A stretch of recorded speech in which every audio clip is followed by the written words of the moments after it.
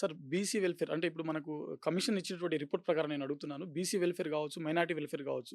So, ఎక్కువగా ఇవి అనేది అద్దె భవనాలలో ఉన్నాయని చెప్పి మెన్షన్ చేయడం హ్మ్. జరిగింది. హ్మ్. సో, ప్రధానంగా అద్దె భవనాలలో మనకు స్కూల్స్ నిర్వహించడం వల్ల ఉపాధ్యాయులు గావచ్చు, విద్యార్థులు గావచ్చు ఎలాంటి సమస్యలు ఎదుర్కోవడానికి అవకాశం ఉంది? అద్దె భవనాలంటే ఒకటి ఏముందనంటే మనకు ఈ రెంటెడ్ బిల్డింగ్స్ ఎక్కువ ఏముంటాయి? పెద్ద పెద్ద భవనాలు అవును. ఏముంటాయి?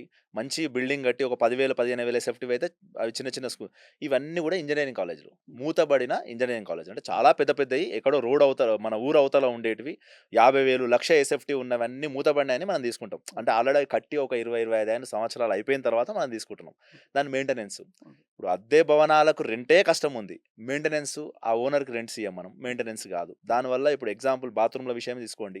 ఒకసారి డోర్ ఊడిపోయినా గాని, ఒక డోర్ కాస్ట్ ఎంతయితది? ఒక ప్రిన్సిపల్‌కొచ్చే కంటింజెన్సీ అమౌంటు అంత ఈజీ గాదు. సో, ఒక్కసారి రిపేర్ చేయడం అనేది జరగట్లేదు గాబట్టి, చాలా సమస్యలు ఎదుర్కొంటున్నాం.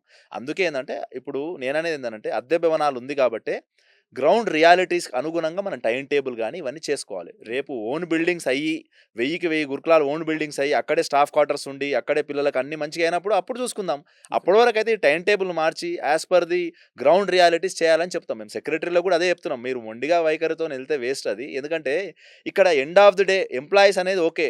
వాళ్ళు పోతారు, వస్తాయి, వాళ్ళ సాలరీస్ వస్తాయి. కానీ పిల్లోనికి ఎంత ఎఫెక్ట్ పడుతుంది?